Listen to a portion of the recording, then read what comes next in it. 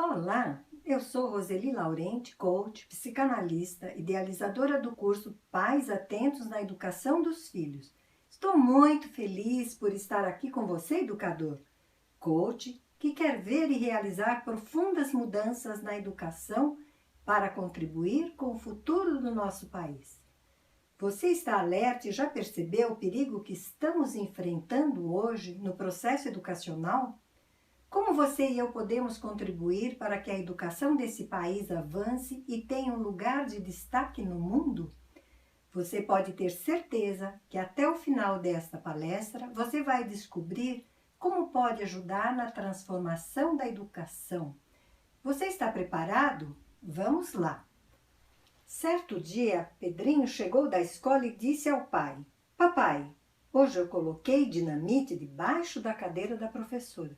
O que, seu danado? Vai já para a escola e peça desculpas à sua professora. Qual escola? A família é o principal pilar, o mais importante para que as verdadeiras mudanças na educação possam ocorrer. A melhoria da educação depende da família, da escola e da sociedade. É na família que se aprende a relacionar, a desenvolver as habilidades, a inteligência emocional e social. E você, educador pai, será o maior colaborador dessa mudança. Pode ter certeza. Sei perfeitamente que você é capaz e fará tudo para que realmente essa transformação aconteça. Nesta palestra, eu vou indicar algumas ferramentas que farão a diferença na educação dos seus filhos. Primeiro, desenvolver a criatividade. Segundo, alterar a atitude frente à situação de estresse. Terceiro, fazer leitura adequada do comportamento. Quarto, estabelecer valores, processo de diferenciação e autonomia. 5. Ser uma família funcional. 6. Comunicar adequadamente com seu filho. Devemos desenvolver a criatividade na criança e educá-la para o mundo que virá. Não fazemos a menor ideia do que vai acontecer no futuro. É tudo muito imprevisível. Antes, as pessoas precisavam de um diploma para serem empregados. Hoje, muitas pessoas têm e não conseguem emprego. O que falhou?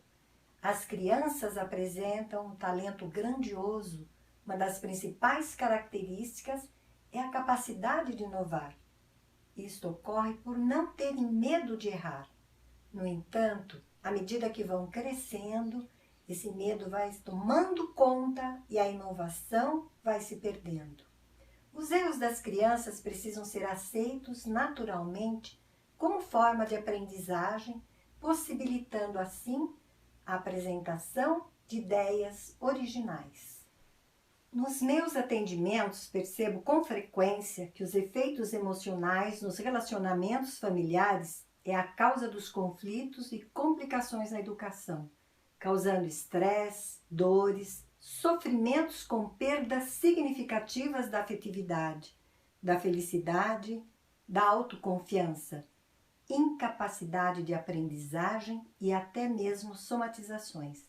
Para quem não sabe, somatização é a manifestação de doenças no corpo por questões psicológicas.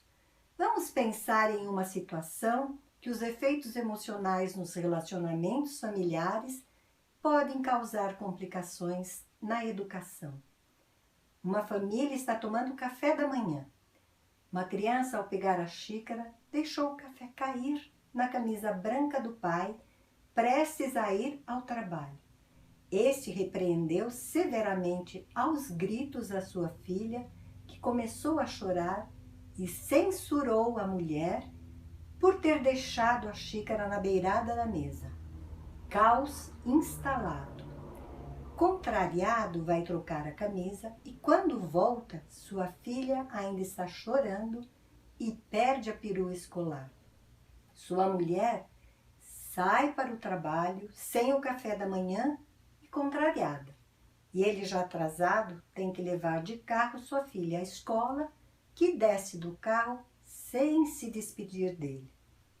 Ao chegar ao escritório, percebe que esqueceu seu computador em casa. O dia começou mal. Ao retornar para casa, percebe sua mulher e filha ainda estão de cara amarrada.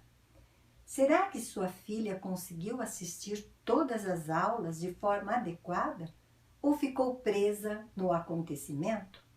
Se o pai tivesse tomado outra atitude, dizendo: tudo bem, querida, você só precisa tomar mais cuidado, o dia não teria sido diferente?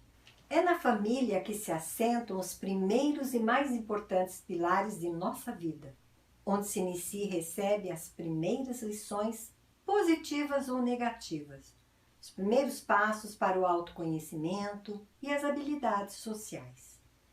Neste mundo, as ambivalências se apresentam como heróis e vilões, com amor e desamor, com amizade e traição, com humor e tragédia, e nos ajudam a entender os papéis do personagem principal, que somos nós mesmos. Desempenhamos diferentes papéis, ora como pai, mãe, filho, filha, esposo, esposa, empregado, patrão, professor, aluno, motorista, que devem ser realizadas com responsabilidade, carinho, para termos êxito. E a família é a mola mestra dessa situação. Tudo que se passa na família nos afetará, tanto para o bem como para o mal, consciente ou inconscientemente, e deixará marcas em nossa essência e na nossa memória emocional. Cabe à família a maior responsabilidade para construir as normas de convivência, os princípios e valores da sociedade. Ela é o porto seguro mais poderoso para integrar valores à sociedade. Hoje encontramos diferentes modelos de família na sociedade, com atuações positivas ou negativas. Alguns acontecimentos familiares, como falecimento ou nascimento de um membro, divórcio, casamento, enfermidade, perdas econômicas, início de escolaridade dos filhos, discussões entre casal, filhos desobedientes e problemáticos, afetam toda a dinâmica da família. Como essas situações podem se agravar ou trazer consequências devastadoras na educação e nas relações pessoais e familiares? Atenção para este caso. Max, uma criança de 5 anos, sentado à mesa desenhando, começou a bater sem parar com sua régua. Sua mãe na cozinha pediu que parasse de bater. Por alguns segundos, parou e logo em seguida recomeçou. Sua mãe pediu novamente. Tornou a parar, mas em seguida começou a bater cada vez mais forte e também agora com os pés no chão. A mãe aproximou do menino, deu umas palmadas gritando: falei para você parar com esse barulho. Por que você desobedece? Max não sabe por que continuou a bater com os pés. No entanto, há uma razão. Essa atitude demonstra que quer alguma coisa. Para ajudar essa criança a alterar seu comportamento, temos que compreender por que ela age dessa forma. Max queria aborrecer sua mãe de forma não consciente e começou a chamar a atenção batendo com a régua e com os pés. O grito da mãe e as palmadas reforçou o seu intento, o de chamar a atenção dela para se ocupar com ele. As batidas expressam seus sentimentos. Olhe para mim, eu existo. Se a mãe não tivesse se perturbado, Max com certeza desistiria de bater. Identificar e compreender como as emoções são expressas nos comportamentos do outro é muito importante. Essas emoções são determinadas por diferentes fatores.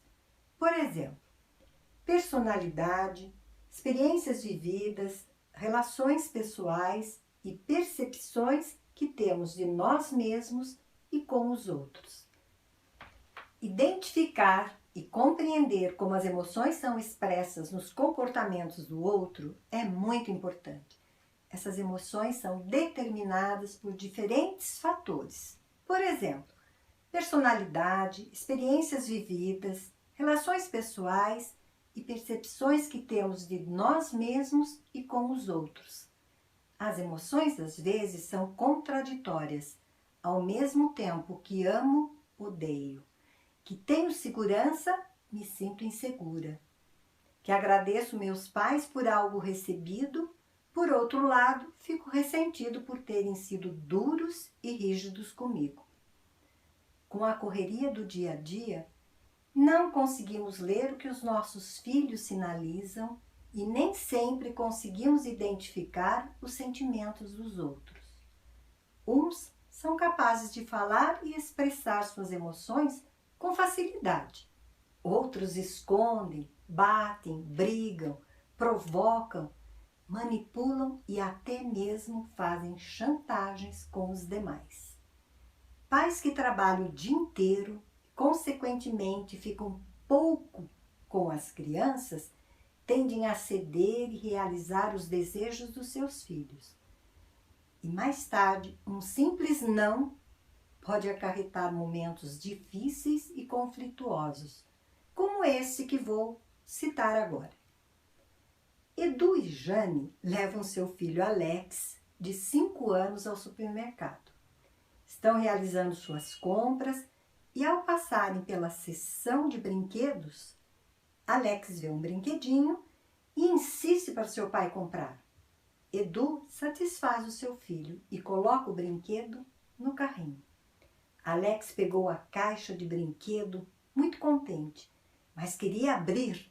Seu pai falou: "Vamos abrir a caixa no carro, primeiro eu preciso pagar." Alex começou a gritar que queria, que queria. Seu pai foi firme e disse: "Agora não." Alex continuou inquieto, insistindo muito. A compra continua e Alex continua a gritar e chorar. Edu firmemente fala: "Agora vou devolver o brinquedo na prateleira e você vai ficar sem ele." Edu realmente devolveu na prateleira o brinquedo. Foram para o caixa sem o presente. O limite foi necessário e não houve negociação, por mais que Alex chorasse. Se Edu tivesse cedido ao filho, certamente tudo estaria perdido. Claro, um momento constrangedor para os pais que dói muito, mas necessário para que o pequeno aprenda a não fazer birra. Essa postura de firmeza tomada pelo pai fará diferença em procedimentos futuros. As crianças aprendem muito rápido. E se ele tivesse cedido, como ficaria? Quantos casos presenciamos assim no dia a dia, nos diferentes lugares? Há casos de pais que gritam, se alteram, batem na criança, pelo motivo de se sentirem envergonhados, de serem alvo de olhares indiscretos dos outros, que esperam que alguma atitude seja tomada para parar com aquela situação. Os pais falham quando não definem claramente as regras para os filhos, quando ficam presos às cenas feias de birra e se esquecem de pensar na ausência das regras, quando não reparam que a birra é uma forma de ira que precisa ser colocada para fora, esperando as regras, quando os pais ficam zangados com as birras da criança, dando mau exemplo e sendo péssimos modelos, quando os pais falam demais, as birras são potencializadas.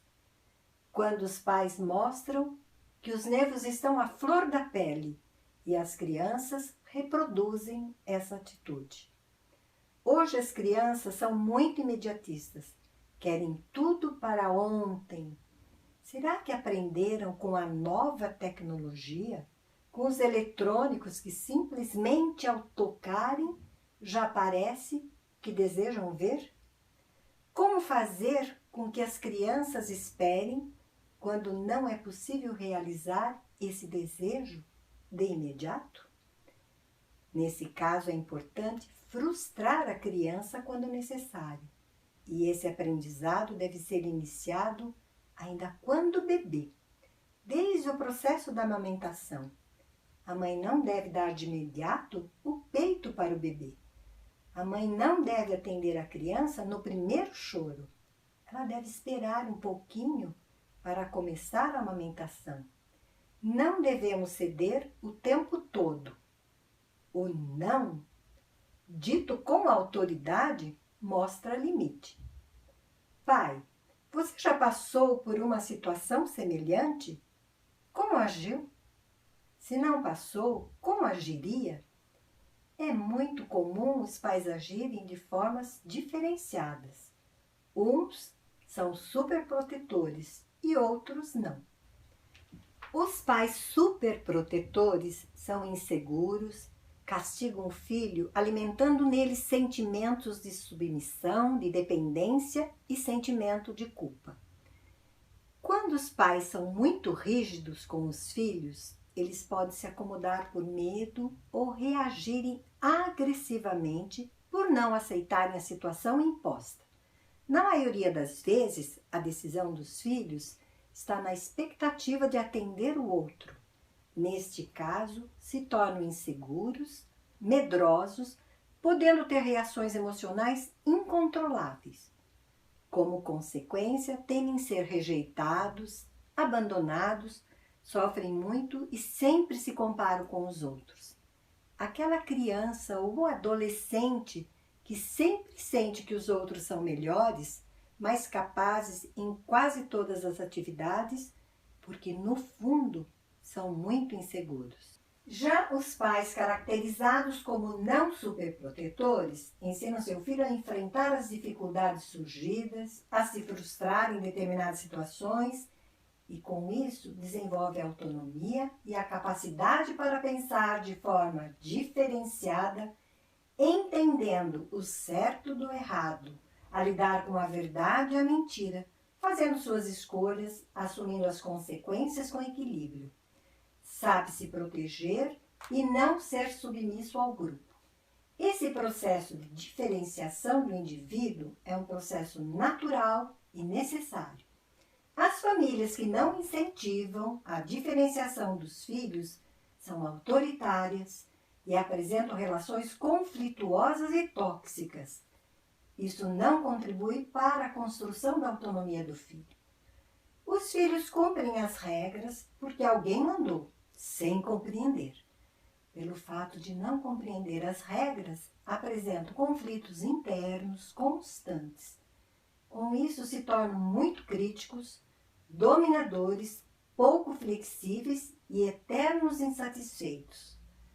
Olha a história que eu vou te contar. Suzy, vá tirar o lixo imediatamente, ordenou a mãe. Ah, droga! Por que tenho que fazer isso? Eu não gosto. Pare de reclamar e ande logo. Não sei por que tenho que fazer sempre isto. Porque estou mandando. A menina não atendeu a mãe e mais tarde a mãe percebeu que ela não havia feito o que ela pediu e chamou a Suzy de novo. Eu pedi que tirasse o lixo e você não fez, está cheio de moscas. Faça isso imediatamente. Já vou, já vou. E mais uma vez Suzy não fez. Sua mãe, ao ver o lixo sem tirar, desta vez bateu nela e Suzy não derramou nenhuma lágrima. Se você não tirar o lixo imediatamente, desta vez vai para a cama cedo e não assistirá TV e vou te dar outra surra. Suzy, mesmo sendo ameaçada, não retirou o lixo. A mãe e Suzy estão numa luta de poder. A mãe tenta se afirmar e Suzy declara guerra. As crianças de hoje ousam fazer coisas que jamais pensamos em fazer com nossos pais. O que está acontecendo? As crianças sentem a atmosfera democrática dos dias atuais e ressentem das formas autoritárias como são tratadas e acabam se rebelando. Se solicitamos e obrigamos uma criança a realizar uma atividade, convidamos essa criança a uma luta de poder. Não podemos ignorar o fato de a criança não realizar o que foi pedido, mas temos de encontrar uma abordagem diferente e eficaz. Essa historinha que acabei de contar é um exemplo de uma família disfuncional. Para ter uma abordagem diferente e eficaz, proponho que o tipo de família seja aberta.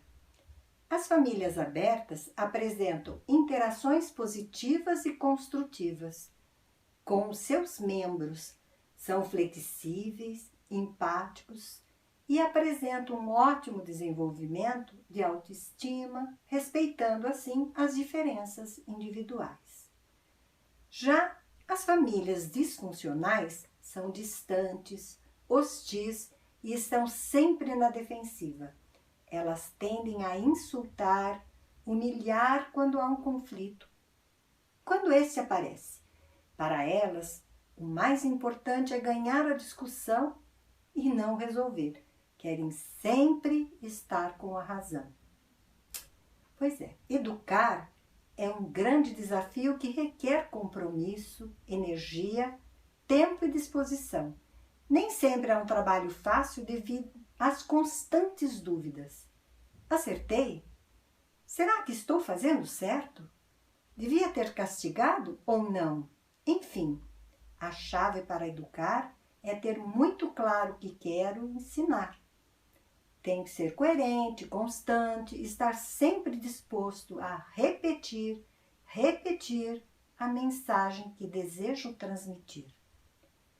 Para educar é preciso ser empático, isto é, sentir o que o outro sente, escutar e comunicar de forma adequada, sempre se colocar no lugar do outro.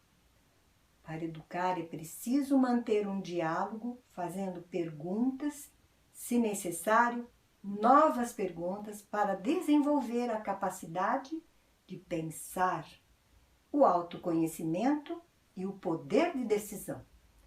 Podemos retomar o caso da filha que não queria retirar o lixo. Ao invés de a mãe mandar a filha tirar o lixo, poderia ter feito perguntas como essas. Por exemplo, o que acontece se o lixo ficar aqui? Se ficar fedido, isso pode atrair bichos para cá? Esses bichos podem fazer mal à nossa saúde? Você gostaria que as pessoas de nossa família ficassem doentes? Você pode tirar o lixo? Para que uma família disfuncional passe a ser funcional, precisa ter um diálogo claro, constante, em situações como a gente viu ou como acabei de falar. A atitude dos pais deve ser repetitiva para garantir que o filho passe a pensar e internalize esse processo e ser autônomo. Alerto aos pais que essas atitudes não serão realizadas de maneira imediata. Elas necessitam de várias repetições para que o processo de incorporação ocorra. E todo educador, então, deve evitar posturas inquisidoras extremadas, deixar a pessoa tomar decisão, não interromper quando a pessoa estiver falando, escutar com atenção para não frustrá-la. Caso contrário, essa atitude se inverte e estará indo na contramão do que é aprender a ser autônomo. Todo educador deve se comunicar, ter uma escuta ativa e uma forma adequada para expressar, pois palavras positivas ou negativas podem influenciar na emocionalidade da pessoa. As negativas estão sendo agressivas ou tóxicas e poderão trazer consequências mais sérias. Em havendo uma comunicação inadequada, os conflitos familiares ou escolares estarão presentes, serão desgastantes e nem sempre apresentam motivos aparentes. Para uma educação de sucesso, o equilíbrio e o autocontrole devem estar sempre presentes. E o educador deve ser acolhedor, ser um modelo de leitor assíduo. O educador deve acompanhar o estudo do seu filho ou do aluno com muita paciência. O educador deve ter autoridade para impor limites e estabelecer rotinas necessárias e sustentáveis. O educador deve estimular o desenvolvimento da autonomia. Deve passear, brincar, jogar com os filhos ou com os alunos. O educador deve frustrar e dizer não quando se fizer necessário e possibilitar o desenvolvimento da criatividade. No futuro, esperamos mudanças para as nossas crianças e, para isso, precisamos educá-las em sua totalidade, preparando-as para o futuro que nem sempre veremos, mas elas estarão aqui e poderão fazer a diferença no mundo. Nosso papel de ajuda na educação é extremamente urgente. Quem educa são os pais. Não delegue à escola e nem à sociedade o que pertence a vocês. Seus filhos e os filhos de seus filhos precisam de pais felizes e saudáveis. Sou Roseli Laurenti. Espero que esta palestra tenha contribuído com vocês e espero muito mais que haja uma grande reflexão sobre este assunto. Até logo!